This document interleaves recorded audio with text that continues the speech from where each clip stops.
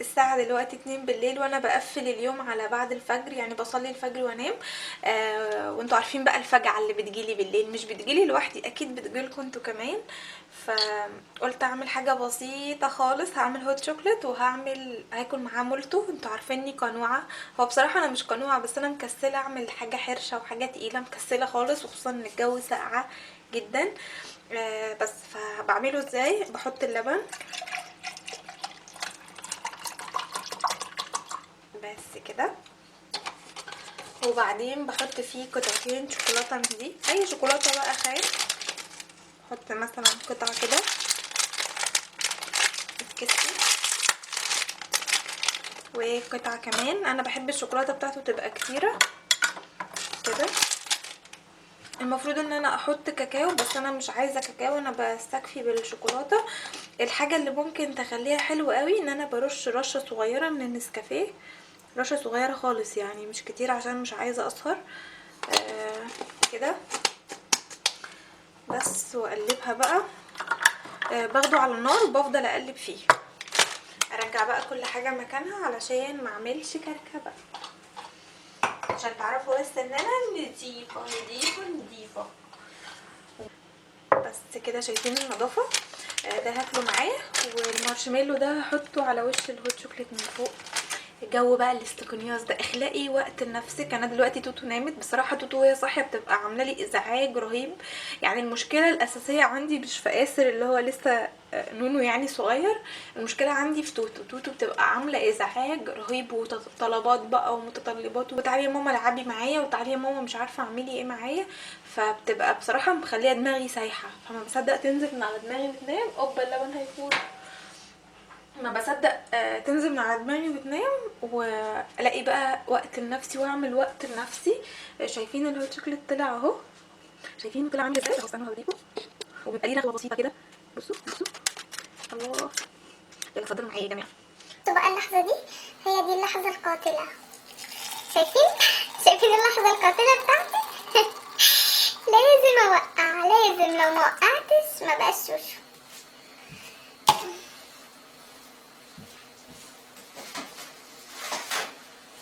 بس عادي عادي هنشفها ولا اكن حصل حاجه. حد شاف حاجه؟ ما حدش شاف حاجه. بس كده اهو، ولا اكن حاجه حصلت. شايفين ولا كان حاجه حصلت. هحط بقى ده على الوش.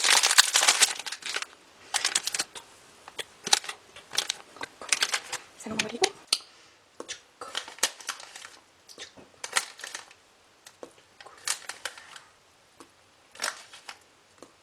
بس شايفين؟ بس كده بس كده. يلا بينا. اهم حاجه في الجو ده اني اشغل الدفايه علشان اتدفى. اللي هعمله بقى معاكم دلوقتي في السهرة النهاردة، شايفين الفكرة اللي هتظهر لكم دلوقتي دي؟ هي دي الفكرة اللي انا هنفذها معاكم في سهرتي. وبصراحة كان نفسي اعملها من زمان جدا، فما صدقت ان انا طبعت الصور، وفي يوم كده كنت قصقصتها وجهزتها، فهي تعتبر جاهزة معايا. باقي فيها حاجات بسيطة خالص. استنوا هوريكم. متعمدة على فكرة ان انا اعملهم مش الوان، كان ممكن اطبعهم الوان، بس انا متعمدة اخليهم بالشكل ده علشان هعمل عليهم فرع نور بقى فيبقى شكلهم حلو. فكرة حلوة قوي ان انتي تعمليها عندك على الحيطة، هتجمعي بقى فيها كل الذكريات بتاعتك انتي وعيلتك كلها، يعني حتى انتي واصحابك انتي وعيلتك. هاخد بقى المنتج الاول وبعدين اشرب معاكم الشوكليت ونرجع لكم تاني. شغلت الاول حاجه اتفرج عليها علشان تسليني وانا سهرانه، مسلسل سابع جار بيعيدوه، هو كان بتاع السنه اللي فاتت بس هما بيعيدوه تاني السنه دي. بس يلا اهو اي حاجه تسليني وخلاص. الحاجات اللي هتحتاجوها علشان لو حد فيكم حب يعمل الفكره دي زيي، اول حاجه فرع نور. فرع النور ده يعني حاجه مش اساسيه قوي بس انا حابه شكله علشان لو حبيت اطفي النور خالص فيبقى شكل الصور اللي انا عاملاها باين، يعني هيدي شكل احلى. تاني حاجه الرسمه دي، الرسمه اللي انتي هتبقي عايزه تعمليها. انا بالنسبه لي عايزه اعمل شكل القلب ده، و علشان تعملي حاجه لازم تبقي ماشيه على معايير كويسه. لازم تعدي الصور، فانا عديت عدد الصور ده فلقيت عدد الصور اللي انا عملتها ماشيه مع العدد ده علشان الشكل يطلع معايا مظبوط بالظبط. تالت حاجه لزق دبل فيس اللي هو ده علشان يلزق الصور بسهولة وما يتعبكيش. يعني لو عندك اي حاجة اسهل واحلى طبعا الزقي بيها، بس الدبل فيس يعني من اسهل الحاجات اللي ممكن تلزقي بيها الصور. وخصوصا ان الصور دي صور عادية انا طبعاها، دي كانت صور مصوراها بالموبايل عادي خالص، جمعتها ببرنامج تجميع بحيث ان يكون حجم الصورة صغير زي ما انتم شايفين كده. يعني ده ربع صفحة، الصفحة كلها كانت واخدة معايا 4 صور من دول، وانا قصقصتهم كده وفرقتهم عن بعض. حبيت اعملهم الحجم ده لانه حجم وسط وفي نفس الوقت هيديني ساعة كتير من الصور. بس جمعي بقى كل ذكرياتك كل حاجاتك. انا طبعتهم طباعة عادية خالص على ورق عادي خالص اهو. بس وقصقصتهم، انا متعمدة اعملهم ابيض في اسود احسن، يعني حسيت ان هي تبقى حاجة مختلفة كمان اكتر من الالوان. دايما بميل للابيض والاسود، بحس ان الصور كده بيبقى ليها يعني بحب شكلها كده. المهم هي دي كل الحاجات اللي ممكن تستخدميها علشان تغيري مثلا حيطة عندك فاضية فعايزة تحطي فيها شكل حلو، حاجات حلوة يعني تديكي جو كده حلو الأوضة، ممكن تعملي كده. لو انتي بنوتة واوضتك فاضية ممكن بقى تجمعي صورك انتي وصحابك واخواتك وكل عيلتك وتحطيها برضو على الحيطة، هيبقى شكلها حلو. بس يعني فكرتها حلوة وبسيطة وفي نفس الوقت بتدي بهجة كده وحلوة. هعملها وهرجع لكم تاني اوريكم بقى الشكل النهائي خالص علشان ما اطولش عليكم الفيديو. قبل ما الزق الصور على الحيطه ظبطتهم كده على الارض الاول علشان ابقى عارفه اماكنهم بالظبط وهعمل ايه ومش هعمل ايه الاول، علشان الشكل يبقى واضح قدامي ككل يعني. وكمان علشان ما افضلش الزق واشيل الزق واشيل فيتقطعوا مني. فانا كده ظبطت الشكل على شكل قلب اهو زي ما انتم شايفين. هعمله دلوقتي على الحيطه هبقى اوريهولكم برضه. تاتاتا، انا بجد بجد مش مصدقه ان خلاص الحلم بقى واقع. دي كانت من احلامي اللي كنت بحلم بيها والحمد لله اديني اهو حققت الحلم في بدايه 2019، فده يعتبر انجاز بالنسبه لي. المهم الصور دي انا كنت بشوفها على بنترست وعلى جوجل وعلى الحاجات دي، كنت بقول يا انا ممكن اعمل كده في يوم من الايام. وخصوصا بقى ان الحيطه دي كانت فاضيه ما كانش فيها اي حاجه وكان شكلها فاضي كده يعني هو خالص. فانا مبسوطه جدا جدا بالشكل اللي انا وصلت له. هو ده الشكل النهائي. معلش بقى انا منغمشه على الصور، انتوا فاهمين يعني اكيد ان دي خصوصيات. بس اعملي الفكره دي والله بشجعكم تعملوها في اوضتك. لمي صورك وصور ولادك، صور عيلتك، صور اصحابك، صور اخواتك كده واعمليها على الحيطه. بجد المنظر بجد تحفه وشكلها يعني تحس اللي هي ايه، لا ان انتي قاعده في مكان تاني غير بيتك. يعني انا حاسه بتغيير فظيع، حاسه كاني غيرت الاوضه كلها بحاجات تكاد تكون تكاليفها بسيطه جدا جدا جدا. الطباعه طبعا انتوا فاهمين ان التكاليف بتاعه الطباعه بتاعه الصور بسيطه خالص.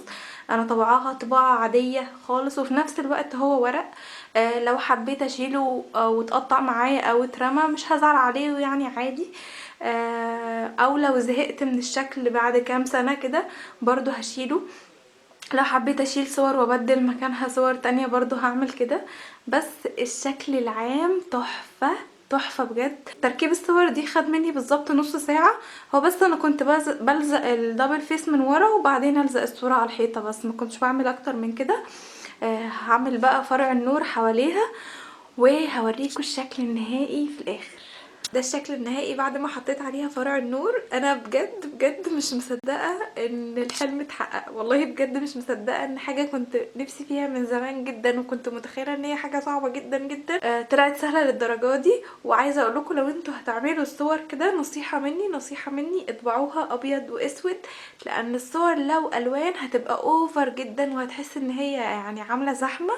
اما كله ابيض في اسود فهتحسي ان الالوان هاديه وبصراحه شكلها سيمبل وحلوه حلوه بجد. فانا مبسوطه هوريها لكم في الضلمه، استنوا بصوا شكلها عامل ازاي. انا بجد موهومه مش مصدقه ان انا عملت حاجه كان نفسي فيها. هي طالعه في البتاع شكلها صغير مش عارفه ليه، بس هي في الواقع شكلها يعني واخده يعتبر واخده الحيطه كلها اهي. ده الباب، هي واخده الحيطه كلها اهي يعتبر. بصراحة انا مبسوطة جدا جدا جدا ودي يمكن اكتر حاجة حصلت لي النهاردة بسطتني ان انا عملت حاجة كان نفسي فيها قوي وعملتها بحاجات بسيطة جدا زي ما انتوا شفتوا. بس يا رب الفيديو يكون عجبكم ومكمله معاكم بقى. هقرفكم بيها، بصوا هقرفكم انا لما بعمل، بصوا هقرفكم بيها انا بصوا هقرفكوا بيها انا لما بعمل حاجه وبتطلع حلوه. بص بفضل قاعده بصلها كده وسرحانه وفاتحه بقي وحالتي بتبقى صعبه. حاولي تخلي كل ركن في بيتك يديكي طاقة حلوة. حاولي تحلي بيتك زي ما انتي عايزة. البيت اكتر مكان احنا بنقضي فيه يومنا كأمهات، وخصوصا بعد ما بتتجوزي، وخصوصا كمان لو انتي مش بتشتغلي، فبيتك بيبقى اكتر مكان انتي بتعيشي وبتقعدي فيه. بالعكس بعد ما بتخلفي اطفال بيبقى هو منطقة الراحة بالنسبة لك، لان على ما تلبسي ده وتلبسي ده وتلبسي انتي وتخرجي خلاص بتبقى طاقتك كلها خلصت. فخلي كل ركن في بيتك بيساعدك، انتي اعمليه بنفسك. الساعة خلاص بقت 5:15. باقي حاجات بسيطة جدا والفجر جدا وهصليه وانام. آسر اصلا نام بقاله ساعتين، بس انا كان ورايا شوية حاجات كده عايزة اخلصهم والحمد لله خلصتهم. فبس يعني باقي حاجات بسيطة وهنام اخيرا. بمناسبة اني بطيئة جدا جدا جدا جدا، جبت الكريم ده بقاله اسبوعين عندي، ما فكرتش حتى افتحه واشوف هو فيه ايه، طب طلع كويس ولا لا، ما جربتوش.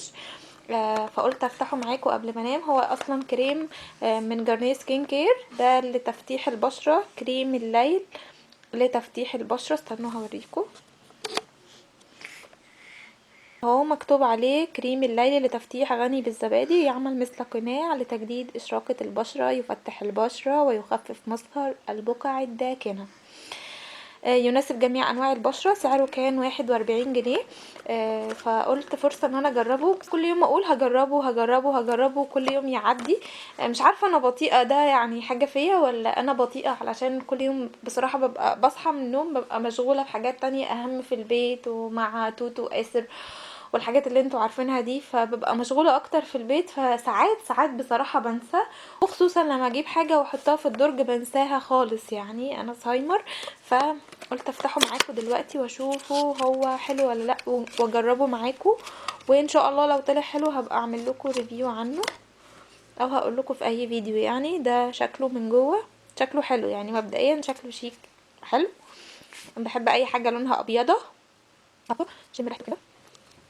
بصوا هو ريحته يعني قريبة قوي من منتجات جارنيه. كنت زمان جايبة بيبي كريم من جارنيه فكانت ريحته قريبة شوية للكريم ده، بس ريحته مقبولة وحلوة ككريم مرطب. فكنت عايزة اقول لكم ان اي كريم هتستعمليه لبشرتك هيكون مكتوب عليه ان هو كريم ليلي. نصيحة مني لازم تحطيه والجو مظلم خالص، لان معظم الكريمات الليلية لازم تتحط في اضاءة بسيطة خالص ويكون الجو ضلمة، علشان ده يديها فرصة اكتر ان هي تديكي نتيجة كويسة على بشرتك. فبما اني هنام دلوقتي فهحطه قبل ما انام. ويلا تصبحوا على خير يا حلوين، اشوفكم ان شاء الله في فيديو جديد. مع السلامة. انا دلوقتي تاني يوم بالليل، بس قلت اقول لكم في الفيديو ده على ازاي تجمعي الصور في صورة واحدة، علشان لو انتي عايزة تطبعيهم وتنفذي الفكرة قلت اديكم كل حاجة علشان تعرفي تعمليها. واقول لكم انا عملتها ازاي. كنت قاعدة لسه برسم الرسمة دي، شايفين شكلها عامل ازاي؟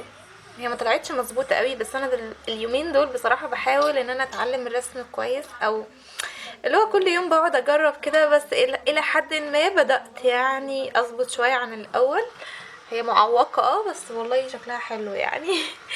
المهم هقول لكم دلوقتي بقى ازاي تجمعي الصوره لو انت عايزه تعملي الصور في صوره واحده وتروحي تطبعيها. انا قلت اجي هنا في الهدوء علشان توتو واسر بره عاملين حفله فظيعه عليا، فمش عارفه اتكلم ومش هتسمعوني من اصواتهم، وزن وعياط وعياط وزن وحاجه فظيعه. المهم اتفقنا انك لازم يكون عندك البرنامج ده اللي هو اسمه بيكس ارت ده اهو. هو بيبقى تقيل شويه في الاستخدام، بس يعني في الاخر بيعمل لك الصوره. اول ما بتفتحيه بيطلع لك حاجه الشكل ده. دي صور بتبقى ليها علاقه بالبرنامج نفسه. انت خليكي في علامه الزائد دي، هتضغطي عليها كده. انت تختاري الخيار ده اللي هو كلمه شبكات. 4 صور، 1 2 هنزل تاني 2 3 مثلا. انا اخترت 4. انا كده اخترت 4 صور اهم. صفحه علشان لما تطبعي صفحه يكون فيها 4 صور بمقاسات يعني مظبوطه، ما تكونش صوره اكبر من صوره. تفضلي تقلبي كده لحد ما تختاري الحاجه المناسبه ليكي. انا عن نفسي بختار الخيار ده اللي هو بيبقى اللي فيه 4 صور. بضغط عليه هتلاقي على طول بيظهر لك اعلانات. المهم بعد ما يدخلك بقى على الصفحه دي هيطلع لك الصوره اللي انت اخترتيها، مش حاجه تانية. انت بقى اللي هتبقي متحكمه من المقاسات اللي تحت. هنا بيبقى فيه كذا مقاس، انت هتختاري المقاس اللي هو 2 و4. استنوا، تختاري المقاس التاني ده بصوا هيبقى اطول مقاس. وبعدين هتفضلي تقلبي تقلبي لحد ما هتلاقي رقم 3 هي اللي هيكون فيها الصوره كده، تضغطي عليها هيطلع لك الصوره مظبوطه هنا. وبرده انت بتتحكمي لو انت عايزه تقربي في الصوره تطلعيها تنزليها، انت بتضغطي على الصوره كده لحد ما تتحدد بالحد الازرق ده، انت بتعملي اللي انت عايزاه. ماشي. بعد كده خلاص انت خلصتي. في حاجه هنا تحت اسمها الحد، تضغطي كده علشان يطلع لك حاجه اسمها الحد اهو. لو انت عايزه تعرضي شويه الفاصل اللي ما بين الصور او عايزه تقلليه، انا يعني عامه بخليه على 9 او 10 بيبقى حلو، وبيديكي مجال لما تيجي تقصي الصور وتبعديها وتفرقيها عن بعض. بس هو كده ده اللي انا بعمله. بعد كده بعمل تصدير هنا كده، ده بيطلع لك كده الصوره. تعملي بقى تصدير تاني بره البرنامج خالص علشان تعملي حفظ. دايما بيظهر لك اعلانات او دايما يعني هيظهر لك اعلانات فتعملي علامه غلط كده، تدخلي منها وترجعي تاني تعملي اكسبورت. بطيء جدا البرنامج ده، فعلا فعلا بطيء لانه تقيل قوي. ماشي. بعد كده بقى هتعملي حفظ. خلاص انت خلصتي الصوره بتاعتك وهتعمليها حفظ الصوره على الجهاز. بس خلاص على كده. بعد كده هتلاقي الصورة اتسيفت عندك على الجهاز خالص اهو، وده هيكون شكلها بعد ما تخلصيها. بقى هتاخديها هتاخدي الصور وتطبعيهم. بس هتفضلي بقى تجمعي عدد الصور كده لحد ما تكملي 32 صورة. يعني دي صورة 2 3 4، تعملي بقى لحد ما توصلي 32 صورة وهتاخديهم تطبعيهم. كده هيوفر برضو معاكي كتير جدا في عدد الورق. يعني هتبقى كل ورقة فيها 4 صور، كمان بيديكي حجم مناسب جدا جدا للصورة. بس حاولي تعملي الصور كلها مقاسات واحدة. بس كده، يا رب تكونوا استفدتوا اي حاجة من الفيديو. اشوفكم ان شاء الله في فيديو جديد. مع السلامة.